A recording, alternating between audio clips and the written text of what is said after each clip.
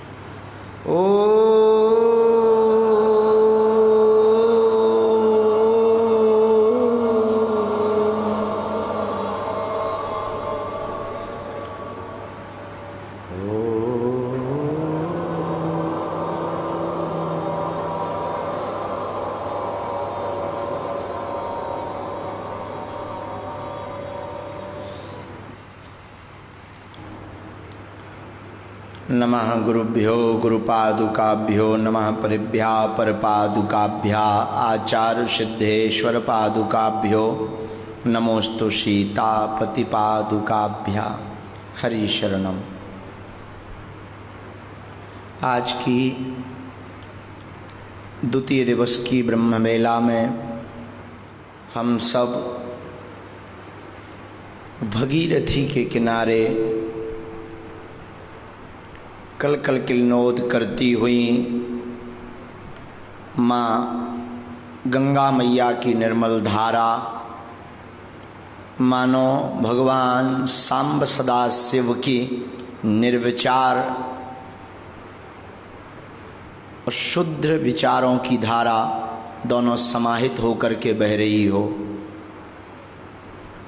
ऐसी परम मोक्षदायिनी नगरी ऋषिकेश की भूमि पर हम लोग 3 दिवसीय ऊर्जा संचय समागम के मध्य में द्वितीय दिवस की बेला में श्री हनुमान जी महाराज की उस रहस्यमयी साधना को प्राप्त करने के लिए, अभ्यास में जीवन को उतारने के लिए, सजग होने के लिए और अपनी बुद्धि की शुद्धि के लिए, मन के विकारों को मिटाने के लिए विचारों को परिवर्तित करने के लिए और आत्मा से परमात्मा की यात्रा के लिए और अप्रसन्नता से प्रसन्नता की यात्रा के लिए, संसार से मोक्ष की यात्रा के लिए, संसार से अंतर्मुखी सन्यासी की यात्रा के लिए हम सब लोग अपने बहुमूल्य कीमती समय के कुछ क्षणों को निकालकर 3 दिन के लिए माँ गंगा की गोद में विराजमान हो करके भगवान की अनंत शक्तियों के उस तत्व को जानने के लिए जो हमारे अंतर्मुख में व्याप्त है, उसको जागृत करने के लिए, स्वस्वरूप को जानने के लिए हम लोगों ने समय निकालकर ऊर्जा संचय समागम में प्रवेश किया है। द्वितीय दिवस में कुछ नए साधक आए और कुछ पुराने साधक कल के बैठे हुए हैं। हम द्वितीय दिवस के इस ऊर्जा संचय समागम में आप सभी साधकों का बागेश्वर बालाजी के चरणों से स्मरण करते हुए जय श्री राम कहते हुए साधुवाद कर रहे हैं। आप सबको जय श्री राम। परमार्थ के इस प्रांगण में हम लोग अपने जीवन की इस अनूठी यात्रा के साथ यहाँ विराजमान हैं। कल के अनुभव बहुत लोगों के बहुत अद्भुत और अलग अलग तरीके के थे, जो अनूठे भी थे और अपने आप में एक आश्चर्यचकित भी थे। बहुत से लोग हमको आकर के आश्चर्यचकित होकर के बतला रहे थे कि बहुत सी ऐसी चीजें उन्होंने कभी जीवन में नहीं सोची थी कि ऐसा भी कभी घटित हो सकता और ऐसी भी कोई मस्ती या प्रसन्नता पा सकते हैं, या ऐसा भी कुछ किया जा सकता है कि एक क्षण के प्रयोग से हमारा मन एकदम हल्का हो जाए।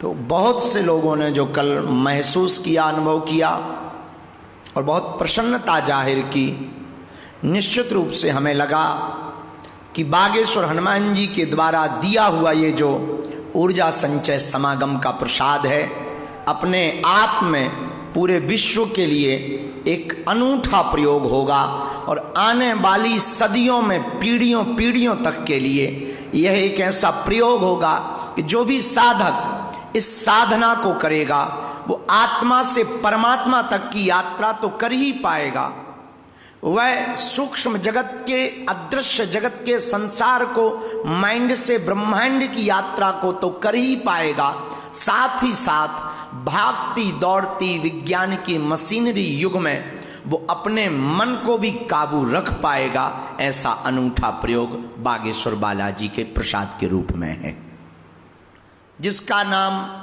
ऊर्जा संचय समागम है और अंग्रेजी की भाषा में इसको नाम दिया गया ब्रेन डिटॉक्स। हिंदी में साधारण भाषा में कहें तो बुद्धि की शुद्धि। हमारे बुद्धि की शुद्धि से जीवन की सिद्धि होगी। और याद रखना, हमारे एक संत कहते हैं, जीवन कैसा भी हो, जवानी शुद्ध होनी चाहिए, बुढ़ापा सिद्ध होना चाहिए। जवानी शुद्ध होनी चाहिए, बुढ़ापा सिद्ध होना चाहिए। जवानी में पवित्रता होनी चाहिए और बुढ़ापे में उस पवित्रता की खुशबू पा करके परमात्मा को पा लेना चाहिए। फिर जब पालो तब ठीक है। इसलिए पवित्रता हमारे बाहर भर केवल काम नहीं करती, मन की पवित्रता भी बहुत आवश्यक है। मन की पवित्रता हो और बाहर भले ही आप पवित्रता हो, आप कभी विचलित नहीं हो सकते। मन में प्रसन्नता हो और बाहर भले ही भयंकर दुखों का लबालब सागर भरा हो, पर आप कभी भी दुखी नहीं हो सकते। मन आपका संतुष्ट हो और बाहर असंतुष्टि के भयंकर ढेरों के पहाड़ लगे हों, पर मन अगर आपका संतुष्ट रहेगा तो मेरे प्रियजनों, आप कभी भी असंतुष्ट नहीं रह सकते हैं। एक बात हम तुम्हें उदाहरण के रूप में समझा दें कि किसी भी आदमी को कितनी भी खुशबूदार और कितने भी स्वर्ग जैसे स्थान पर जाकर बैठा दिया जाए, पर धोखे से उसका पेट अगर खराब हो जाए तो उसे खुशबू भी भयंकर बदबू नजर आती है और उसे बोझ लगने लगता है। किसी का पेट खराब हो तो ना तो वो फिर प्रवचन सुहाता उसे, न उसे सौंदर्य चीजें आकर्षित करती, न उसको सुंदर वाणी आकर्षित करती, न मधुर मधुर संगीत आकर्षित करता, न जलधारा की कलकल किल्लोद करती हुई गूंज आकर्षित करती, न आकाश का नाद उसे आकर्षित करता। किसी का पेट खराब हो तो उसे तो यही लगता कब मैं उठ जाऊं और कब खाली हो जाऊं। मात्र एक छोटी सी कमी के कारण पूरे संसार की सुंदरता फीकी लगती है, केवल पेट खराब होने से। इसलिए तुम एक बात सैद्धांतिक मान लो कि अगर तुम्हारा मन खराब रहेगा तो पूरी दुनिया में तुम कहीं पर भी प्रसन्नता नहीं खोज पाओगे, और मन अगर तुम्हारा प्रसन्न रहेगा, हैप्पी रहेगा, मन तुम्हारा निर्विचार रहेगा, मन के विचार शुद्ध रहेंगे, तो याद रखना तुम बाहर छोटी सी छोटी बात पर भी मुस्कुराने की बजाय खोज लोगे। इसलिए पूरी दुनिया के लोग वर्तमान में तनाव की तरफ जा रहे हैं, स्ट्रेस की तरफ दौड़ रहे हैं। मशीनरी युग में, यंत्रवत जीवन में बहुत से देश ऐसे हैं जहां की सरकारों की सबसे बड़ी चिंता है कि उनके देश में सबसे ज्यादा डिप्रेशन वाले लोग पाए जाते हैं। और आने वाले भारत के भविष्य के कल में भी ऐसी परिस्थितियां निर्मित हो सकती हैं कि 8 से 10 साल बाद इस देश में भी जो मोबाइल का वर्तमान में युग चला और छोटे छोटे बच्चों पर जो मोबाइल ने प्रभाव किया और अब तो युवानों पर भयंकर प्रभाव किया, और इसकी लत इतनी खतरनाक लग गई कि बच्चे स्क्रीन से बाहर निकल ही नहीं रहे। हमको भय है कि कहीं कल के दिन इस देश के लोगों के जीवन में भी भयंकर तनाव न आ जाए। उससे बचाने के लिए बागेश्वर हनुमान जी ने एक अद्भुत प्रयोग निकाला। हनुमत साधना के मध्य आओ हम आत्मा से परमात्मा तक की यात्रा में प्रसन्नता को खोजकर ऊर्जा को संचय करके अपने मन को सदा प्रसन्न रखें। इसीलिए यह प्रयोग बहुत ही अनूठा है। जो साधक कर रहे हैं वो करेंगे और निरंतर इसको जारी रखेंगे, और अपने से जुड़े हुए लोगों को भी यह उपाय आप जरूर करवाएं, ताकि आपने जो प्रसन्नता पाई, एक कमी आपकी बहुत रहेगी, वो ये रहेगी कि जब तक तुम यहां रहोगे तब तक तुम अभ्यास करोगे तो प्रसन्नता पा पाओगे। वापस जाने के बाद 2-4 दिन इसकी खुशबू रहेगी, और तुमने अगर अभ्यास बिल्कुल छोड़ दिया तो धीमे धीमे ये फीका पड़ जाएगा। ठीक ऐसे है कि बर्तन अगर दुकान से लेकर के आए, नया बर्तन है, और उसको आपने अपने दैनिक जीवन में उपयोग शुरू किया, और अगर उसको आपने मांजना बंद कर दिया, उसको धोना बंद कर दिया, तो धीरे धीरे वो अपने असली सौंदर्य को भूल जाएगा। उस पर परत दर परत गंदगी की चढ़ जाएगी, वो एक दिन काला हो जाएगा। इसलिए बर्तन को दुकान से आए हुए बर्तन की तरह चमचमाता हुआ अगर रखना है तो प्रतिदिन उसे शाम के समय सोने के पहले धोना जरूरी है। उसी प्रकार तुम्हें मन को भी इस साधना से जाने के बाद, यहां जैसे आप फिलाए करते हैं, बहुत से लोग कहते हैं मन हल्का हो गया, बहुत प्रसन्नता हुई, बहुत रोना आया, आज तो हम बहुत खुश हैं, मस्त महसूस कर रहे हैं। ये अगर तुम पूरे जिंदगी भर महसूस करना चाहते हो तो प्रतिदिन एवरी डे 10 मिनट आपको बागेश्वर हनुमान जी की साधना के लिए निकालना पड़ेगा। तो हम सब भाग्यशाली हैं कि ऋषिकेश, अच्छा जिसका नाम ही है ऋषि का केश, और केश का संबंध हमेशा विचारों से होता है। केश का अर्थ बाल, और बाल का संबंध विचारों से होता है। इसलिए भगवान शंकर की जटाएं हैं, और जटाओं को उन्होंने इकट्ठा कर रखा। तो किसी ने पूछा कि आप ये इतनी लंबी लंबी जटा जूट क्यों रखते? भगवान शंकर मुस्कुराते हुए कहते हैं कि ये जटा जूट नहीं है, केश का संबंध, बालों का संबंध है विचारों से। हमने विचारों को इकट्ठा कर लिया, एक कर लिया, और वो राम में लय कर लिया है। तो ऋषिकेश अपने आप में बड़ी अद्भुत धरती है। ऊपर से गंगा का किनारा, ऐसा नजारा हो ही नहीं सकता कि बगल में गंगा बह रही हो और हम बगल में साधना कर रहे हो। कितना अद्भुत नजारा है, जहां गंगा घाट पर हम लोग बैठे हैं और कितना अद्भुत संयोग है, गंगा के घाट पर मन का घाट बैठा है। गंगा के घाट पर हम लोगों के मन का घाट बैठा है और ये वो भूमि है जहां घट घट में भी ईश्वर बैठा है। देवभूमि है, यहां तो घट घट में ईश्वर बैठा है। तो गंगा हमको बहुत चीजें सिखाती हैं। एक दो बातें आज के प्रारंभ में हम आपको सावधान करेंगे। गंगा जीवनदायिनी भी है और मां गंगा मुक्तिदायिनी भी है। मां गंगा को भगीरथी भी कहा जाता है। मां गंगा भगवान शिव के जटाओं में समाहित है। सीधी सी बात बोले तो सिर पर बैठी। और हम अभी बैठे बैठे सोच रहे थे कि मां गंगा शिव जी के सिर पर, जो निर्विचार है, निर्विकार है, आदि है, जिसका ना अंत है, ना आदि है, ना अंत है, जो अनंत है, उन महादेव के सिर पर ये कैसे बैठ गई। एक साधारण सी नदी, भगवान विष्णु के चरणों से निकली हुई एक धारा भगवान शिव के सिर पर कैसे बैठ पाई। हृदय में बैठ जाती, कमंडल में बैठ जाती, पर सिर पर बैठना ये ऐसा कौन सा खास लक्षण था कि त्रिभुवनपति के सिर पर भी बैठ गई। तो गंगा के बारे में अगर कोई विचार करे तो हमने तो एक दो विचार निकाले। पहला विचार तो ये निकाला कि गंगा सदा चरेवेती है, बहती है, कभी नहीं रुकी। बड़े बड़े पर्वत आए, जब प्रारंभ में गंगा ऊपर से नीचे उतरी तो बड़े बड़े पर्वत, बड़े बड़े पहाड़, बड़े बड़े चट्टानें रोकने के लिए आई, पर गंगा मां कहीं रुकी नहीं। हमको यह सीख लेनी चाहिए कि हम जब आत्मा से परमात्मा की यात्रा के लिए निकलें, साधन से साधना की यात्रा के लिए निकलें, साधक से साध्य की यात्रा के लिए निकलें, तो बड़े बड़े अवरोध आएंगे। कहाँ तुम मेडिटेशन में पड़े, कहाँ साधनाओं में पड़े, कहाँ चक्करों में पड़े, कहाँ प्रपंचों में पड़े, कहाँ बाबाओं के चक्कर में पड़े। ये बड़े बड़े पर्वत तुम्हारे सामने आएंगे जैसे गंगा माँ के सामने आए। पर गंगा माँ से सीखना, वो रुकी नहीं, झुकी नहीं, कहीं टिकी नहीं, उनको ही चीरती फाड़ती सागर में जाकर के समाहित हो गई और भगवान शिव की जटा में बैठ गई। हमको भी जीवन में यही सीखना है। बहुत से संकट हमें रोकने आएंगे, हमें रुकना नहीं है। हर हाल में हम जब तक अपने परमात्मा को पा ना लें तब तक अनवरत चलते रहना है। गंगा मां से दूसरी शिक्षा, गंगा मां अति निर्मल है और निर्मल इतनी है कि पूछो ही मत। और निर्मलता का सिद्धांत भी हम लोगों के जीवन में उतारना चाहिए।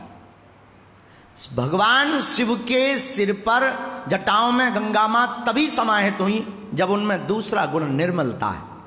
हम भी भगवान के चरणों में तभी विलय हो सकते हैं जब तक हमारा मन निर्मल नहीं होगा, और मन निर्मल होगा तो हम भी परमात्मा के चरणों में समाहित हो सकते हैं। ये गंगा से दूसरी शिक्षा। मां गंगा से तीसरी शिक्षा, और मां गंगा से तीसरी शिक्षा बड़ी प्यारी है। वो स्वयं भी शीतल है और जो उसमें स्नान करता है उसको भी शीतल कर देती।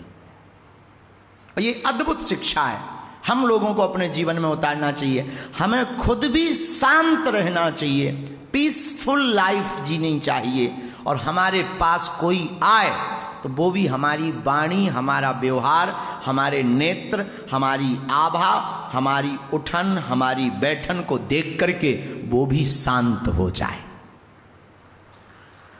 यह हमको गंगा माँ से तीसरी शिक्षा लेनी है। हमारी गंगा माँ की चौथी शिक्षा भी बहुत अद्भुत है और ये जीवन में उतारने योग्य है। माँ गंगा से आपको चौथी शिक्षा लेनी है। गंगा जल का एक बहुत अद्भुत गुण है, कभी खराब नहीं होता। कितने भी वर्षों तक रख लो वो कभी खराब नहीं होता।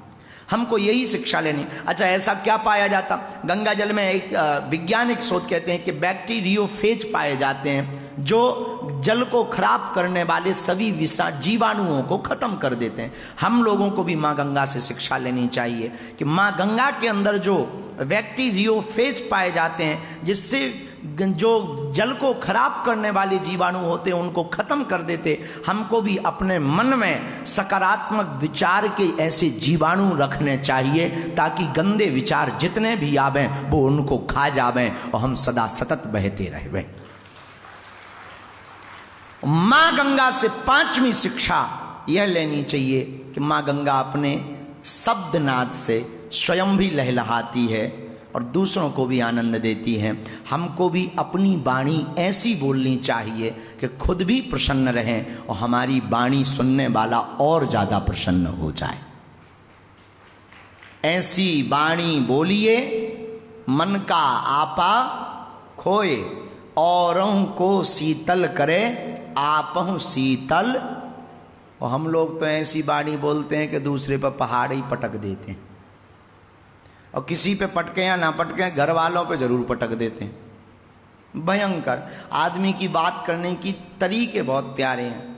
वो मोबाइल पे भी बात करता है, हम तो समझ जाते हैं, तुम समझते हो भगवान जाने, हम तो समझ जाते हैं। जब भी वो अपनी पत्नी से बात करेगा तो 2-2 3-3 बार जवाब देगा। जैसे वो पूछेगी आपने खाना खा लिया, तो हाँ खा लिया रखो। फिर वो पूछेगी बेचारी कि आप कितने बजे आ जाए? मैं आ जाऊंगा, दिमाग मत खाओ, 6 बजे आ जाऊंगा। एक जवाब को वो 2-2 3-3 बार थोड़ा तेज आवाज में देगा। लेकिन जब भी कोई व्यक्ति फोन पर बात करे और बहुत शालीनता से कहे जी हम आ जाएंगे, समझ जाना है तो मोबाइल पर स्त्री पर अपनी नहीं है।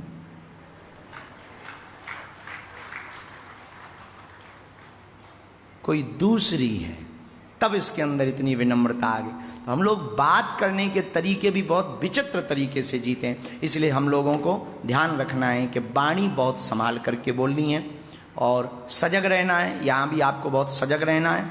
हम आपका धन्यवाद देते हैं, आप प्रसन्नता पाने आए, कुछ नए साधक आए हैं, आपका भी धन्यवाद। जो भी आज की साधना में है वो बहुत स्वतंत्रता के साथ आप लोग बैठेंगे। और कल हमने आप सबको नियम बता ही दिया था, आज एक बार पुनरावृत्ति कर देते हैं, क्योंकि आप बहुत से लोग लिख नहीं पाए परिस्थितियों के कारण और पेन कागज के कारण। तो जो भी आज पुनः नए साधक आए हैं और जो लिख नहीं पाए, उनको नियम बहुत कठोरता के साथ पालन करने हैं और ये जीवन भर इन नियमों का पालन करना है। इसलिए जितने भी साधक बैठे हैं नियम बहुत ध्यानपूर्वक सुनेंगे साधना के। हमको अपने नकारात्मक विचारों को बाहर निकालना है, सकारात्मक विचारों को भरना है। और वो भरने नहीं है, नकारात्मक बाहर जाएंगे, सकारात्मक अपने आप आ जाएंगे। ये नियम है, प्रोटोकॉल है। जब तक नकारात्मक भरे रहेंगे तब तक याद रखना, कभी भी बोतल से पानी भरना हो तो हमेशा एक तर्क होता है, खाली बोतल को हमेशा नीचे रखा जाता है, भरी हुई बोतल को ऊपर रखा जाता है, तभी खाली बोतल में आप पानी भर पाओगे। वैसे ही खाली मन को हमेशा नीचे रखा जाता है, भरे हुआ मन हमेशा ऊपर रहता है। तो जिसका मन भरा हुआ होता है वो हमेशा लोड रहता, बोझ में रहता। जिसका मन हल्का रहता है वो हमेशा विनम्र रहता है और खाली रहता है। तो नकारात्मक हमको केवल विचारों को निकालना है और साधना से ज्यादा उपाय कोई अच्छा है नहीं। यहां पर बैठे, यहां बैठे बैठे हमें एक एक नकारात्मक विचारों को कह कह कर तुम्हारे अंदर, आज तो तुम्हें यह भी भूलना है साधना के बीच में कि तुम्हारे आसपास कोई है, तुम्हें कोई देख रहा है, ये तुम्हें भूल जाना है। कोई नहीं है। तुम्हें गालियां आती हो तो तुम वो भी बक के बाहर निकालो। विज्ञान और साइंस कहता है कि जिस चीज का तुम दमन करोगे वही चीज तुम्हें बार बार परेशान करेगी और वो किसी ना किसी रूप में बाहर निकलेगी। अंदर जो भी होगा तुम अगर दमन करोगे, एक बहुत साधारण सा तर्क है और स्किन वाले लोग बहुत सुंदर तर्क देते हैं कि जब भी चेहरे पर कोई कील या मुहासा हो जाता है और उसको जब भी तुम किसी क्रीम से दबाओगे तो वो दब तो जाएगा, पर याद रखना वो कभी कभी फिर जब चेहरे का दब जाता है तो सिर से निकलता है, क्योंकि जो अंदर गंदगी है वो आप एक जगह से बंद करते पर दूसरी जगह से तो वो निकलेगी ही निकलेगी। नहीं निकलेगी तो वो चीज गुस्सा बनकर निकलेगी, क्रोध बनकर के निकलेगी या ब्लड के थक्का बनकर के निकलेगी। पर अगर कोई चीज निकल रही है तो वो निकलेगी। इसलिए आप बहुत सावधानी पूर्वक समझें कि हमें इस ऊर्जा संचय समागम में यहां से खाली जाना है और जब आप घर जाएं तो आपके घर वालों को लगे कि हाँ किसी यात्रा से ये व्यक्ति वापस आया है। आपकी विनम्रता, आपका प्रेम और आपका आंखों में वो झलकती हुई ममत्व की अभीप्सा आपके प्रिय को दिखाई पड़े, आपके परिवारजनों को दिखाई पड़े। इसलिए प्रियजनों, आप यहां से इतने खाली जाएं कि आप जब घर जाएं तो आपको दूर से ही देख करके आपके घर वालों का आपके प्रति स्वभाववश प्रेम उमड़ने लगे, स्वभाववश आपके प्रति आकर्षण उमड़ने लगे। और एक तर्क और सिद्धांत की बात हम तुम्हें बता दें कि जो व्यक्ति अपने बुरे विकारों से खाली हो जाएगा, स्वभाववश उसको देख करके दूसरों के अंदर प्रेम उमड़ने लगता है। जैसे बच्चा किसी का भी हो, किसी भी बिरादरी का हो, किसी भी जाति का हो और किसी भी देश का हो, छोटा सा बच्चा जब आह्लाद करके हंसता है, खिलखिलाता है, तो कोई भी ऐसा संसार का पुरुष या स्त्री नहीं होगा जो ना चाहे कि एक बार उसको गोद में लेकर के हम खिला लें और उसको देखने को जी ना करता हो। इसीलिए जिसका मन बच्चा होता है उसका दिल अच्छा होता है और उसके प्रति पूरी दुनिया स्वभाववश खिंचती आती है। पर याद रखना, दो प्रकार का बचपना होता है, एक नाटक का, एक वास्तविक। एक अभिनय करके आप बच्चा बन सकते हो, एक वास्तविक बन सकते हो। वास्तविक बनने के लिए याद रखो कि आपको बुरे विकारों को बाहर निकालना है, और आप बुरे विकारों को बाहर निकालेंगे तो आप बच्चे हो जाएंगे, और आप बच्चे हो जाएंगे तो आप घर जाते ही पूरी दुनिया से वो प्रेम पाएंगे जो आज तक आपने पाया नहीं है, और आपकी लाइफ चेंज हो जाएगी। यही साधना का फल आपके लिए बहुत बेहतरीन होगा। इसलिए आज आपको जो दूसरे दिवस की ऊर्जा संचय में करना है कि आपके अंदर जो भी कमी हो, आपको गाली आती है, गाली बको, जितनी गाली आती हैं एक बार बाहर निकाल दो। जितना तुम दूसरों के लिए गंदा बोलते हो उसको आज बाहर निकाल दो। और किसी पर तुम्हारी गुस्सा हो तो हम तो कहेंगे कि तुम अपना मुष्टिक बना करके जमीन में प्रहार कर दो, झंझला लो। आज तुम्हें चिल्ला लेना है, झंझला लेना है, और उन एक एक बुरे विकारों को बाहर रिपीट करके आपको निकालना है, ताकि आप एकदम हल्का महसूस कर पाएं और आप एकदम खाली हो जाएं।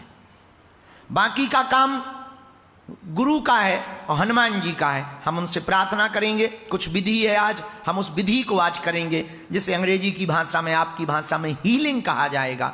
हम हीलिंग तो करेंगे, उसे हमारी भाषा में मंत्र शक्ति का प्रयोग कहा जाएगा। उसको तो हम प्रयोग करेंगे और वो मंत्र शक्ति, वो सेना काम करेगी, लेकिन आपको भी उसके लिए बहुत सपोर्ट करना पड़ेगा कि आपको एक एक बुरे विचारों को बताना पड़ेगा जोर जोर से।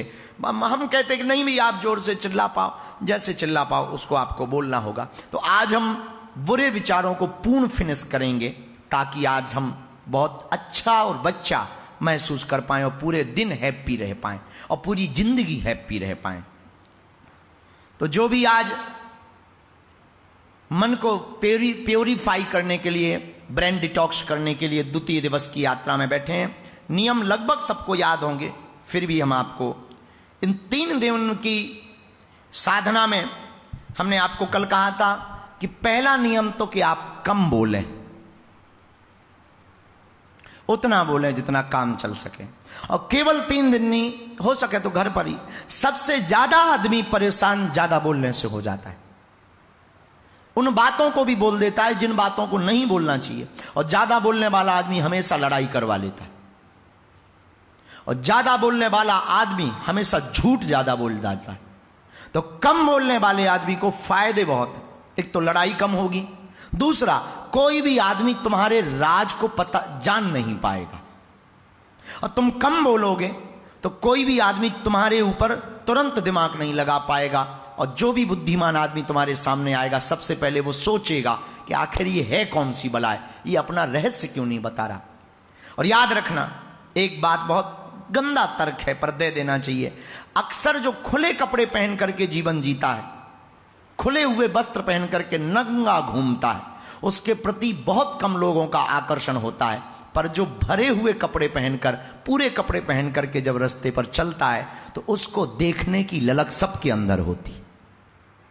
उसी प्रकार आप अगर ज्यादा बोलेंगे तो तुम्हारी कोई नहीं सुनेगा, उतना ही बोलेंगे जितनी जरूरत है तो तुम्हारी सब सुनेंगे। इसलिए 3 दिन की इस साधना में पहला सूत्र, हम लोगों को कम बोलना है। क्या बोलना है? मौन ज्यादा रहना है। दूसरा, भरोसे के साथ पहला कदम रखना है। आप ये विचार नहीं करेंगे, दूसरा नियम बहुत कठोर नियम है, बहुत अच्छा नियम है, हमें पहला कदम ही भरोसे के साथ रखना है कि हम सफलता पाएंगे, हम हनुमान जी को पा करके ही रहेंगे इसी साधना से, हम प्रसन्नता को पा करके ही जाएंगे इसी साधना से, हम अपने मन के विचारों को, बुरे विचारों को खाली करके ही जाएंगे। आप ये विचार ना करो कि इसका नहीं हुआ, उसका नहीं हुआ, आप ये विचार करो कि किस किस का हुआ, और आपके लिए कल के उदाहरण ही काफी। तो दूसरा उपाय कि हमको विश्वास के साथ, पूर्ण भरोसे के साथ कदम रखना है कि हम हर हाल में सफलता को पाएंगे। तीसरा नियम जो आप लोगों ने शायद शाम तक भूल गए होंगे, आज हम फिर आपको पुनरावृत्ति करके दोहरा के समझाते हैं। सजग रहना है। पंखा चल रहा, बाहर गंगा की धारा बह रही, उसके भी शब्द हैं। श्वास जब अंदर लें तो नासिका में श्वास टकराएगी, तो उसको महसूस करें। भोजन करें तो चबाएं। आप पहले ग्रास को देखें, फिर जब चबाएं तो चबाने की आवाज को सुने, कैसी आवाज निकल रही है, उस आवाज को, ध्वनि को सुने।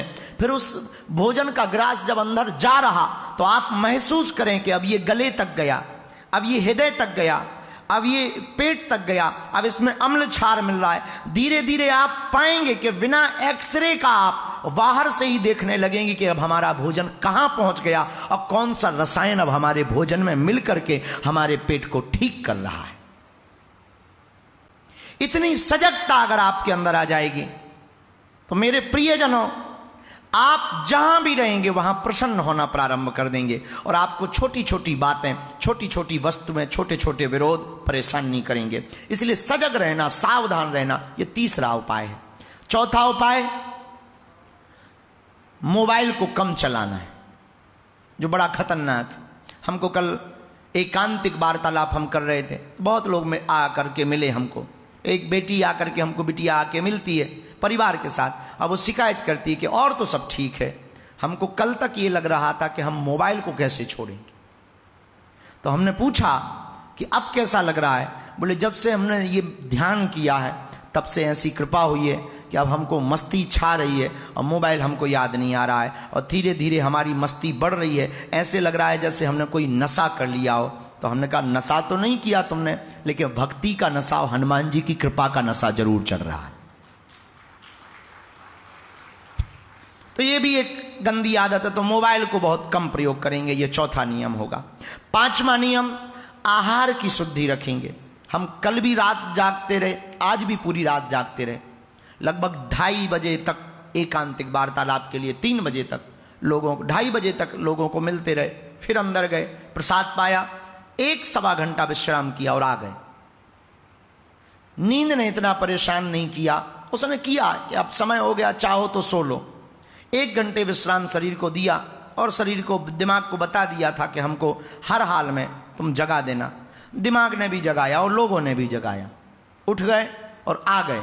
शरीर को कोई भी फर्क नहीं पड़ा है कि आपने केवल 1 घंटे विश्राम किया। इसका मतलब ये नहीं कि आप ऐसा करें, पूरी नींद लें 6 से 8 घंटे। हमारी मजबूरी है, हमें जब समय मिलेगा हम ले लेंगे, पर आप पूरी नींद लें 6 से 8 घंटे। लेकिन इसके पीछे रहस्य इतना है, आहार की शुद्धि, भोजन की शुद्धि। कम खाओगे तो गम खाओगे, क्योंकि आधे से ज्यादा ऊर्जा अपनी आदमी नष्ट तब कर लेता है जब बहुत ज्यादा खा जाता है। तो पूरा शरीर, पूरी शरीर की ऊर्जा उस भोजन को पचाने में लग जाती है और आपकी ऊर्जा का क्षरण हो जाता है। और कम खाओगे तो ऊर्जा कम लगेगी, और पथ्य वाला, जो पचने वाला भोजन है वो खाओगे तो ऊर्जा और कम लगेगी। तो आपके चेहरे का तेज और आंखों की रोशनी दोनों बरकरार रहेगी, और प्रसन्नता भी बरकरार रहेगी, और ऊर्जा भी आपकी बरकरार रहेगी। इसलिए आहार कम लें और सात्विक आहार लें। छठवां नियम, जब तक आप यहां रहें गंगा स्नान आप करें, और जब भी गंगा स्नान करें तो बीज मंत्र का जाप करते हुए आप गंगा का स्नान करें। और हनुमान जी की जो साधना आप कर रहे हैं, इसका मंत्र है ओम हम हनुमते नमः। 7वां नियम है शुद्धि से ही सिद्धि। इसलिए पवित्रता बनाए रखना, बाहर भी पवित्रता और अंतर मन में भी पवित्रता बनाए रखना है, ताकि गंदगी रहेगी तो आपका मन झंझलाएगा, तो पवित्रता बनाए रखना है। और दूसरी बात, ब्रह्मचर्य का पालन करना है। ब्रह्मचर्य का पालन इसलिए भी आवश्यक है ताकि आप बहुत प्रसन्नता महसूस कर पाएं और अपनी ऊर्जा जो आप संचय करेंगे उस ऊर्जा को खर्च करने का तरीका सीख पाएं। वरना जो ऊर्जा संचय करेंगे वो ऊर्जा कहीं और आप खर्च करेंगे, निश्चित रूप से आप खाली के खाली रहेंगे। इसलिए साधना के मध्य में आपको यह ध्यान रखना है कि आपको ब्रह्मचर्य का पालन करना है।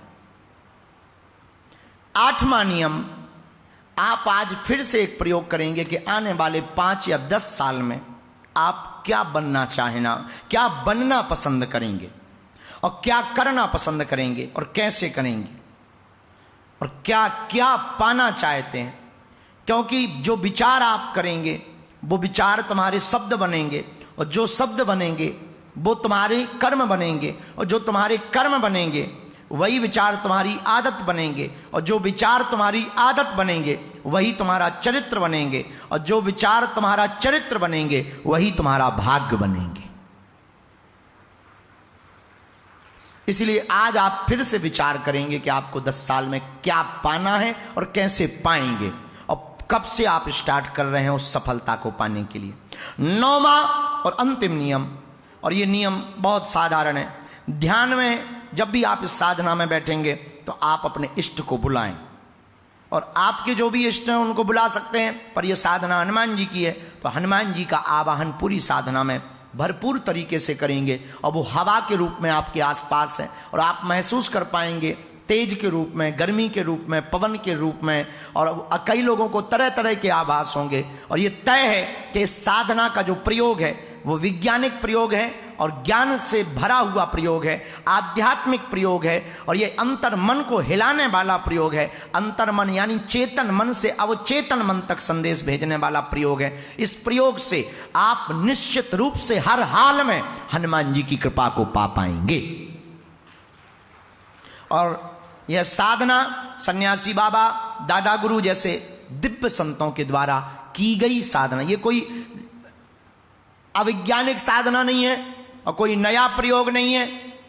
इस भारत में बहुत से साधना के प्रयोग चलते हैं, विपස්සना का प्रयोग चलता है, अनेक अनेक प्रयोग चलते हैं, अनेक अनेक संतों की अपनी अपनी पद्धतियां चलती हैं। पर ये जो प्रयोग है बुद्धि की शुद्धि, ब्रेन डिटॉक्स, ऊर्जा संचय, ये एक अनूठा प्रयोग है जो आने वाले काल में, आने वाले समय में पूरे विश्व में क्रांति बन करके उभरेगा।